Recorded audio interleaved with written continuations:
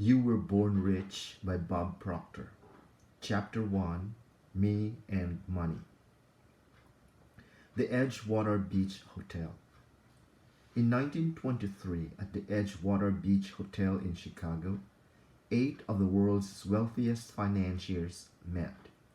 These 8 men controlled more money than the United States government at that time.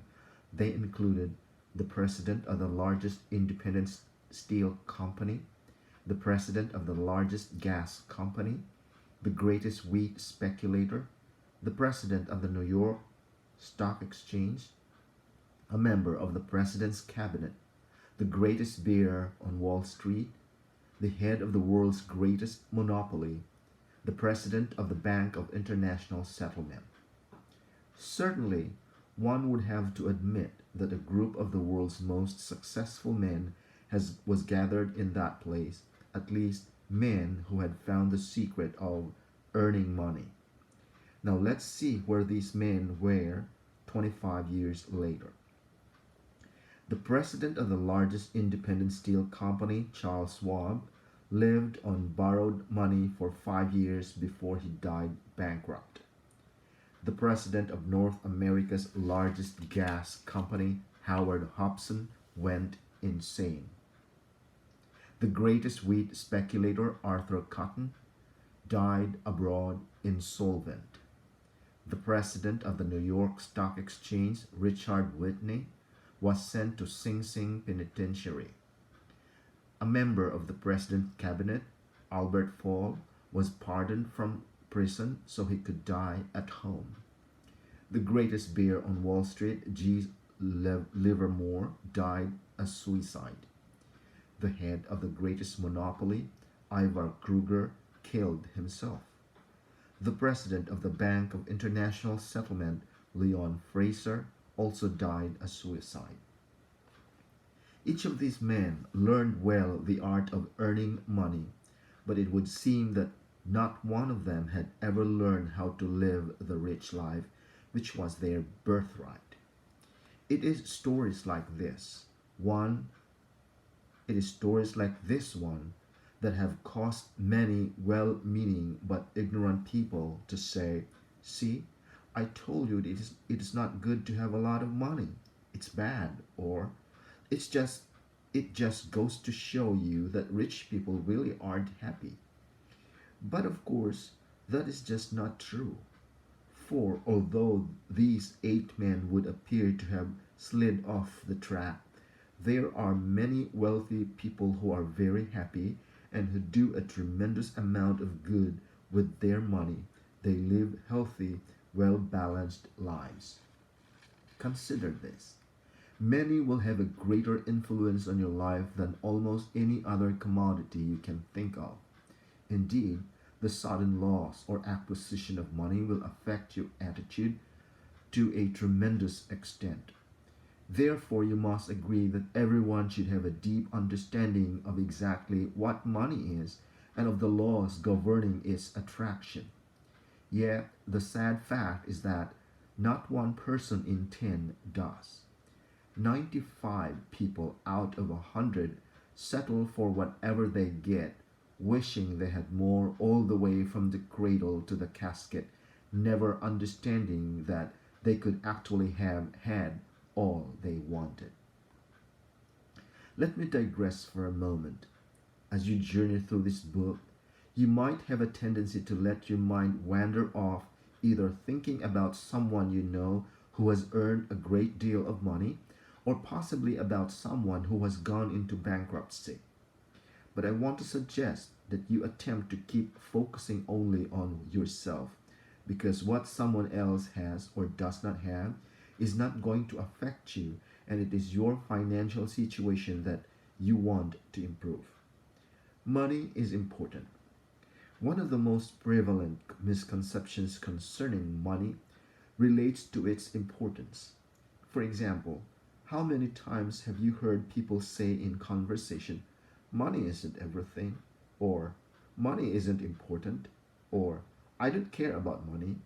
Well, the people who say these things might not care about money, but I'll bet their car dealer cares about it, their grocer does, and so does the person who holds their mortgage. In truth, there can be no denial of the fact that money is important to any person living in a civilized society. Therefore, to argue that it is not as important as this or that is absurd, for nothing can take the place of money in the arena in which it is used. Money is a servant. Now that I have affirmed the importance of money, let me backtrack to add this one word of caution. Always remember, money is a servant. You are the master. Be very careful not to reverse that equation because many people of high intelligence have already done so to their great detriment. Unfortunately, many of these poor souls loved money and used people, which violated one of the most basic laws governing true financial success. You should always love people and use money rather than the reverse. Another myth many people like to accept about money is that it only comes as a result of luck or good fortune. For instance, whenever people gather to talk about someone they know who has been financially successful, there is always someone among them who will say, Harry was just lucky, or Harry was just in the right place at the right time. But I want to assure you in no uncertain terms that although luck obviously plays some part in financial success, it is never sufficient in and of itself. Money is an effect and it must always be earned. Believe me, there are no free rides in this life, and the only people who are making money the easy way either work in the mint or on their way to jail if they have not already arrived there. Therefore, always bear in mind that while good fortune is a factor in financial success, it must always be coupled with effort and hard work. Money must circulate. A third thing you should know about money is that it is valuable only as it is being used. Once it has been taken out of circulation, it becomes as worthless as the old newspapers or empty beer cans that have been stashed away in the attic. To understand the truth of this principle, consider the following story. On a bookshelf in my home, I have a silver beer stain that has given to me as a gift for a speech I made. Now, whenever I go into my house, I take all the change from my pockets and put it into the cup. Then, when the cup is almost filled, I give it to one of my children or one of two young cousins. Each of them take turns receiving the cup, and of course, they eagerly anticipate their turn. The point I want you to notice, however, is that while the cup is being filled, the money in it has absolutely no value whatsoever. It just sits there, serving no useful function and not even drawing any interest.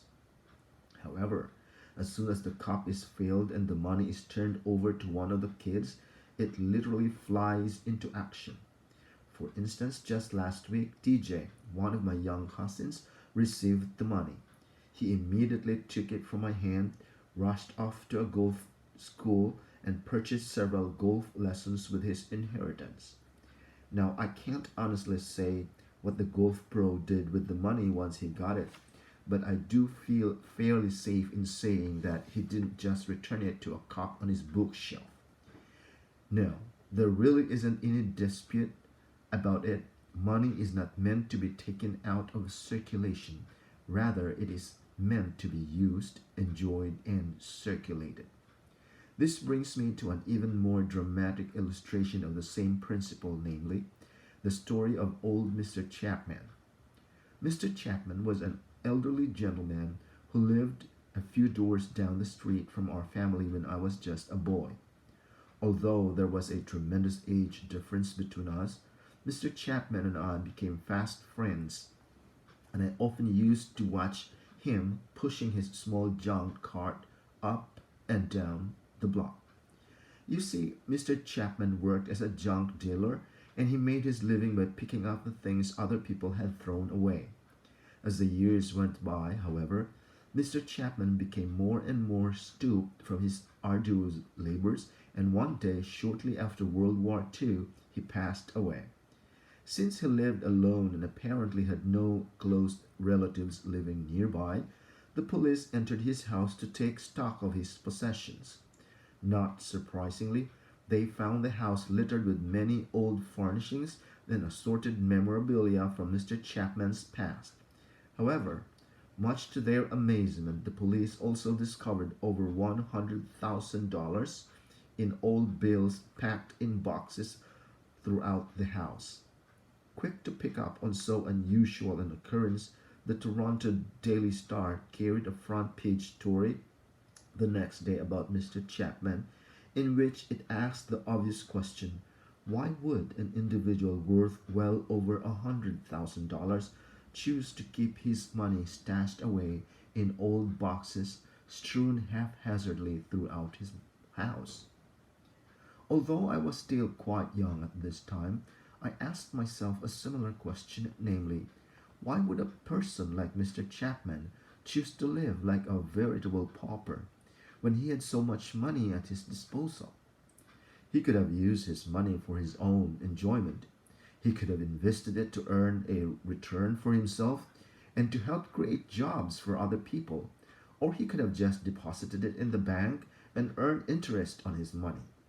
But instead, he chose to put it in a jar on the shelf, and he thereby rendered it absolutely useless. No, my friends, there isn't any doubt about it. Money is not meant to be hoarded. Rather, it is meant to be used, enjoyed, and circulated. So please, whatever you choose to do with your money, don't make the mistake that poor old Mr. Chapman did. Please note that when I suggest that money should be kept in circulation, I do not mean it should be squandered. There is a world of difference between those two concepts, and if you haven't found out what the difference is yet, I would suggest you find out as soon as possible. Prosperity consciousness exercise. Now that we have touched upon some of the characteristics of money, let us turn briefly to a simple technique which you can begin using immediately to start attracting the amount of money you desire. The first thing that I want you to do is to picture yourself in your mind's eye sitting in a room with several of your friends. Then I want you to visualize yourself announcing to them your intention of becoming wealthy, at least wealthy enough to live the way you choose to live. Now imagine how that would make you feel. If you are like most people, you would probably feel very uncomfortable. Perhaps you would feel so uncomfortable that you might even retract what you had said by informing your friends that you were only joking. You should understand, however, that people who are wealthy never feel uncomfortable when the subject of money is brought up. Why don't they, you ask? The most obvious answer would be because they already have lots of it. But that is not the correct answer. You should realize that people don't feel comfortable about money because they have it. They have it because they feel comfortable about it. In other words, one of the reasons that wealthy people have money is that they have developed that state of consciousness we will hereinafter refer to as a prosperity consciousness. Therefore, it follows if we wish to attract money to ourselves, we must begin to foster a prosperity consciousness as well. The question you should now be asking yourself is this: how do I go about developing this prosperity consciousness for myself? Let me explain. The best way to develop a prosperity consciousness is to start seeing yourself in your mind's eye already in possession of the amount of money that you desire. The reason this is so is that Since the subconscious mind cannot distinguish between the actual possession of money and mere visualization, you will soon become very comfortable with the idea of money. As a result, you will start attracting to yourself. This may sound like a game you are playing, but let me assure you it is one of the wisest things you can possibly do. For when you succeed in convincing your subconscious mind that you are wealthy and that it feels good to be wealthy, your subconscious mind will automatically seek ways to make your imaginary feelings of wealth manifest themselves in material form. If these last few lines seem like sheer fantasy to you, just ignore them for the time being and continue reading. We will be dealing with prosperity consciousness at different points in the book, and I guarantee you that before you finish this book, those lines will start to make a lot more sense to you. Fear not. Now that I have touched upon a technique which will help you acquire greater wealth, let me offer this further word of warning. If you want to have money, one thing you should never do is worry about whether or not you will get the money you desire or whether you will keep it. Let me elaborate. In the Bible, Job, the great sufferer of biblical times, makes the following remark: Behold, the thing I fear has come to visit me. Now stop and ask yourself, if you will, what those biblical words mean to those of us concerned about money today. Well, one thing they certainly mean is that if we insist upon constantly worrying about not having money or enough money, or if we habitually worry about losing the money we do have, then we are absolutely guaranteed not to worry in vain. For just as surely as Job was afflicted by his many maladies, so too shall we be afflicted by the lack or the loss of money. To take a more contemporary example, let us again consider the tragic case of poor old Mr. Chapman. As you will recall, he was the elderly gentleman who never spent any of his hard-earned savings. But the question is, why didn't he? Most likely it was because he was afraid that if he spent his money, he would become poor and hence would be forced to live like a pauper. The irony was, however, that because of his fear, he lived like a pauper anyway, or to be more biblical about it, the thing that he feared most came to visit upon him. In a later chapter, you will be given a fuller explanation of the paradox of why we attract into our lives the very things we least desire. But for now, suffice it to say, worrying about money is always extremely counterproductive. This principle holds true even if you rationalize your worry with the old platitude that you are just saving a little for a rainy day. I must put forward one other caveat at this time. If you really want to significantly increase the money or the amount of money you are presently earning, the first thing you must do is learn to pay substantially less attention to what others around you are saying and substantially more attention to what that quiet voice that speaks within you is saying. Put more prosaically, you must strive to become much less susceptible to influences outside of yourself and much more inclined to trust the instincts and feelings that lie within you. Let me elaborate. Most people who fail to accumulate enough money to live in the style they choose are the same people who are most easily influenced by other people's opinions. For instance, they are often the people who let the writers of economic doom and gloom, whether in the newspapers or on news broadcasts, do their thinking for them. But as Napoleon Hill pointed out in his great book, The Think and Grow Rich, opinions are the cheapest commodities on earth. In fact, almost everyone has a flock of them ready to be foisted upon anyone who is willing to accept them. Therefore, if you know you have been unduly influenced in the past by other people's opinions, make up your mind right now, before you read any further, that from here on in you are going to heed your own counsel while keeping an attentive ear open for God's counsel.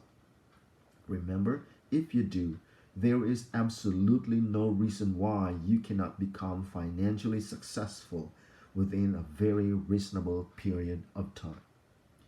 Understanding versus memorization. As you read on through the pages in this book, you will develop an ever increasing awareness of the talents and abilities that lie deep within you. You should realize that with the proper instruction, you can begin using these underdeveloped or undeveloped talents to attract the good that you desire. But let me caution you once again, no amount of reading or memorizing will bring you the success you seek. It is only the understanding and application of the ideas in this book that will make the difference for you. Therefore, don't be in any hurry to finish the book, because a complete reading should not be your objective. As stated previously, understanding and applying what you read is the objective. So if you are able to properly digest only one page a day, that might be all that is necessary for you to arrive at your goal. If you are wondering why this book is meant to be sipped and tasted rather than devoured at one reading, bear in mind it is based upon over 20 years of careful analysis of the methods of both the very successful and the very unsuccessful. Strength through sharing. One more word of advice. Since very few, if any, people become great at anything by themselves, I would suggest you attempt to find at least one other person with whom you can share and discuss the ideas presented in this book. Prosperity consciousness. I believe you will agree it is an observable truth that human beings will never enjoy anything they are not yet consciously aware of. For example, we did not enjoy the luxury of traveling in airplanes at tremendous rates of speed until the Wright brothers became consciously aware of how to fly. Thomas Edison developed the conscious awareness of the moving pictures and introduced us to a brand new form of entertainment. Dr. Jonas Salk became consciously aware of how to develop a serum that would combat the dreadful disease of infantile paralysis, more commonly referred to as polio. And as a result of Salk's new awareness, you very rarely hear of anyone contracting that disease. Alexander Graham Bell became consciously aware of how to transmit the human voice over metallic wires, and as a result, we all now enjoy the use of the telephone. Needless to say, I could go on and on citing examples upon after examples. However, the point I want to bring to the forefront of your mind is that these inventions, or the knowledge of bringing about these inventions, have always been here. In fact, all the knowledge there ever was or ever will be is evenly present in all places at all times. But it took an individual to bring those thought patterns together and form ideas which developed into what we call consciousness before we could begin to benefit from them. We are floating in an ocean of thought energy where all the knowledge there ever was or ever will be is present. We are also surrounded by abundance. Indeed, everywhere we look in nature, our eyes come in contact with abundance, for nature knows no such thing as failure. Therefore, there never has been and there never will be a lack of anything except conscious awareness. But if you are going to begin to penetrate this world of wealth, it is absolutely essential that you begin to think. In other words, you must open your mind to the stream of thought energy which will create an image or a consciousness of prosperity in your mind. You are well aware there are literally thousands upon thousands of honest, good, hard-working people who labor diligently for their entire stay on this planet, yet never become wealthy. For those individuals, life is a constant grind from sunup until sundown. But the ideas presented on these pages have been put here in the hope that they will jar your mind and inspire you to open it up to this new type of thinking. Consciousness is and always has been developed through thinking, and regardless of what your present situation in life may be, if you ever hope to improve it and truly become wealthy as this book suggests, you can, you must begin thinking of prosperity in your mind now. Not when you finish the book, not when you finish the chapter, not tomorrow, not next week, next month, or next year. It must be done now. Thinking is the highest function of which a human being is capable. Yet, unfortunately, very few people think. They merely trick themselves into believing that because there is some mental activity taking place in their mind, they are thinking. But the truth is, most people are simply exercising the mental faculty called memory. They are playing old movies, so old pictures just keep flashing back on the screen of their mind. It is imperative that you begin this new way of thinking at this moment, because as you do, every fiber of your being will become filled with this new thought energy. Your body is comprised of millions upon millions of cells, and each one of them is influenced in its movement by thought impulses. So the second you begin entertaining, relaxing thoughts, your body becomes relaxed. The instant you begin entertaining worrisome, fearful thoughts, your body becomes rigid and tense. As you begin to hold thoughts of prosperity and begin thinking of yourself as a very wealthy, prosperous individual who is surrounded by an ocean of thought energy swimming in a sea of plenty, your body and mind will instantly move into a prosperous vibration, and you will begin to attract, just like a magnet, everything necessary for you to become wealthy. I know to the uninitiated these ideas are just about as bizarre as anything a person can think of. Nevertheless, they are true, for mental awareness of prosperity always precedes wealth in your material world. It is not difficult, therefore, for children today born into families of great wealth like the Kennedys or the Bronfmans to think these prosperous thoughts and to have this prosperity consciousness, since that is the only type of thinking they were subjected to right from birth. We say they have been conditioned in or to prosperity. However, the majority of people have not been born into that kind of environment, and so they were not surrounded by that type of thinking. We must therefore develop an understanding of how we have been conditioned, why we are getting the results we are getting, and how we can change our way of thinking or our conditioning. That is not an easy thing to do. It takes much discipline. It takes a tremendous desire. It takes a lot of diligent effort, which is the probable reason so few people ever actually change.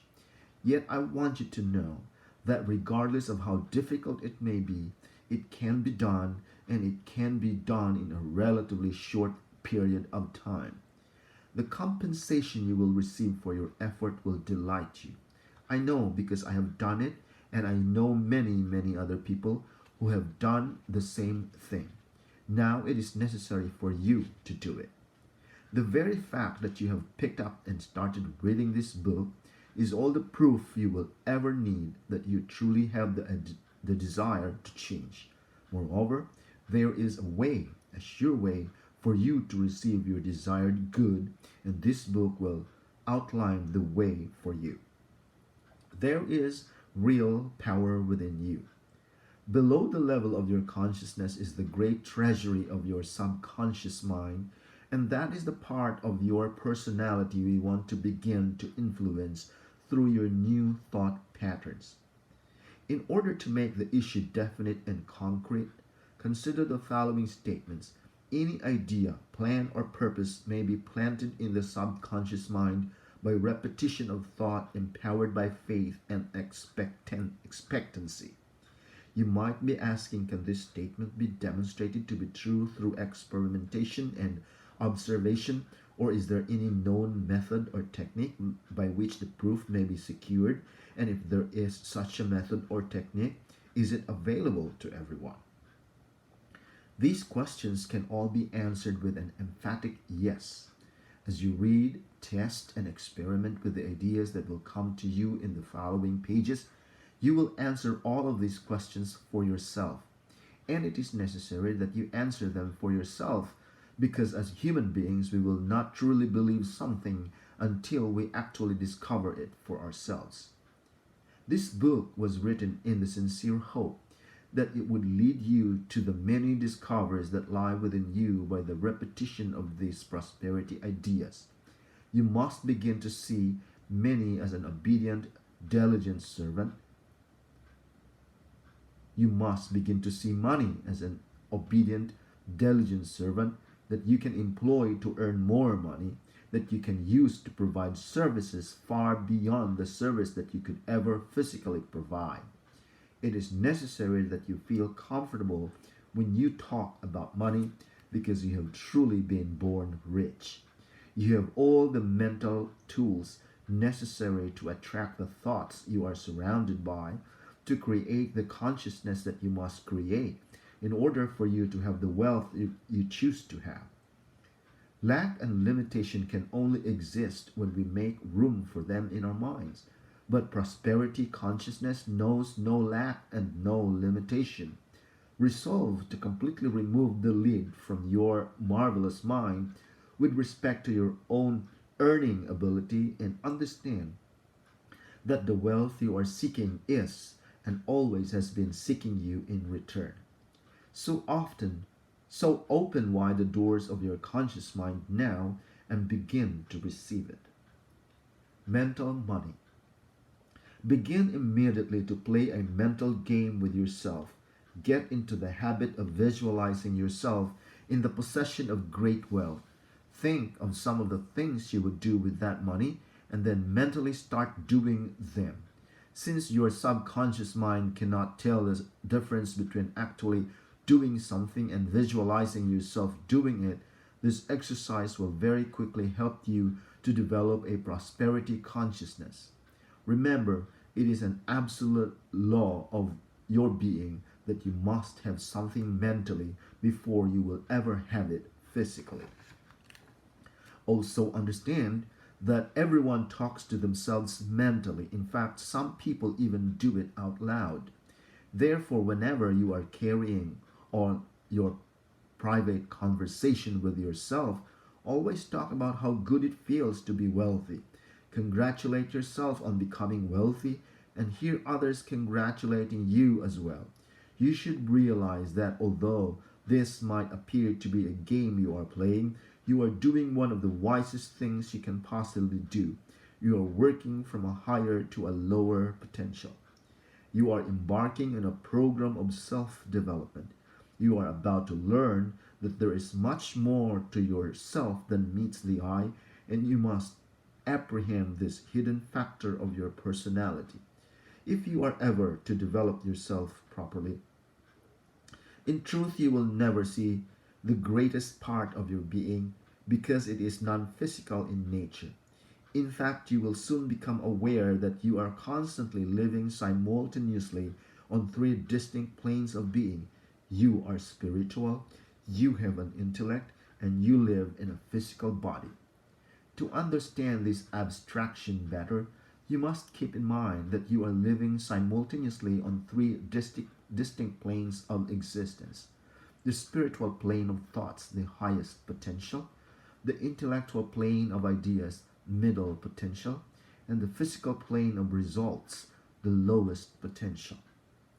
Therefore, by doing what I have suggested you do, you are merely using your divine nature to choose the thoughts. Money is good, I love people and I use money, money is a servant, I am the master, which will build an idea. In our case, the idea happens to be that of great personal wealth or true financial success. Be very aware that ideas such as the idea of financial success never form by themselves. The human personality must always enter into the process by thinking the thoughts which can then be used to build the idea. That is the very thing that makes the human being godlike, or you could say a creative creature, the highest form of creation. So, by holding this beautiful idea or picture of financial success in your mind, you will ultimately be able to cause the idea to manifest itself in your life, like in your results. As you progress through this book, you will see how this actually occurs. Now, let's take a couple of steps backward. You will remember that I wrote in a previous paragraph that you are working from a higher to a lower potential.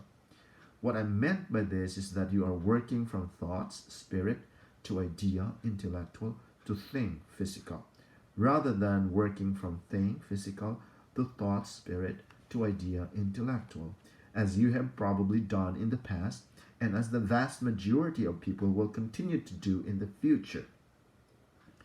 That is to say, most people will look at a result in their life and then let the result dictate the thoughts they will then use to build their idea. For example, if they see that their bank account is empty, a result, they will choose to think thoughts of lack or loss, and then they will use those thoughts to build the idea of poverty. However, since the idea they are holding in their mind must manifest in their future results, they are actually bringing about a repeat performance of the very thing which they say they don't want, namely an empty bank account. It thus becomes a self-doom fulfilling cycle. They are living, and clearly this is not the way our Maker has intended for us to live. You might very well be saying to yourself that this is an absurd argument. For if a bank account is empty, it's empty. It just isn't realistic to look at an empty bank account and be able to visualize great wealth. But I want you to know, this is the very kind of reasoning which perpetuates poverty and keeps poor people impoverished. You must begin to understand that the present state of your bank account, your sales, your health, your social life, your position at work, etc., is nothing more than the physical manifestation of your previous thinking. If you sincerely wish to change and improve your results in your physical world, you must change your thoughts, and you must change them immediately. If you take the time to really think through the information which is being presented, you will conclude that what has just been said makes perfect sense. In fact, anyone who truly understands the creative process will tell you what I have just said is not only right, but it is a natural law of your being. It is the way God works with and through the individual. This is also called prayer in some circles, prayer being the movement that takes place between spirit and form with and through the individual. God has given you the ability to build any idea which you desire. You were born rich, and your abundance is contained in thought. So be good to yourself, choose magnificent ideas, and cease permitting your physical world to control your thinking. You can readily understand by now how everyone makes the great mistake. In Emerson's essay on self-reliance, he said, envy is ignorance. In other words, we'll look at another person's accomplishments or results, and then to envy them is truly unwise. For those people first choose their thoughts in order to build the picture in their mind of the good that is now manifest in their life, and they chose those thoughts from the infinite source of supply which is available to all of us, you as well. That is what the great artist Vincent van Gogh meant when he was asked how he did such beautiful work. He said, I dream my painting and then I paint my dream. In other words, he saw the picture in his mind first, and then he made a replica on canvas in oil of the original in his mind. In truth, there has never been an original Van Gogh sold. As I am writing this, I can see you reading it and can almost hear you thinking, that makes a lot of sense. Now, I see. A few years ago, Mary Snyder from California sat in one of my seminars with her husband Oscar. She gave me a quote by Lincoln which I truly love and which I have shared with thousands of people. Lincoln said, to believe in the things you can see and touch is no belief at all, but to believe in the unseen is a triumph and a blessing. Isn't that beautiful? Thanks again, Mary. Hopefully by now, you understand the wisdom of some of these mental exercises I have been suggesting. So keep repeating, I am prosperous, I am wealthy, money is good. See yourself in your mind's eye doing what you will do when you have the manifestation of your new attitude or consciousness. Visualize this great wealth and feel yourself already in possession of it. Remember though, money is the servant. You are the master. You love people and you use money. Before you continue to the next chapter, reread this chapter, Me and Money, because rereading it will help you release that old idea about money, which causes an uncomfortable feeling whenever the subject of money is raised. Repeat to yourself several times each day, me and money, until you become totally aware of how good you feel thinking about your wealth. Refrain from talking to a lot of people about this new idea concerning money until you have a firm grip on it yourself and feel confident about explaining what you have learned to others. Remember, hearing negative comments from people who do not understand the truth will not do you any good. If it does anything, it will only cause you to doubt yourself. You must not permit this to happen, because when you think about me and money, you want a beautiful picture to fly onto the screen of your mind. The good life is expensive. There is another way to live that doesn't cost as much, but it isn't any good. Spanish Distillers. End of chapter 1.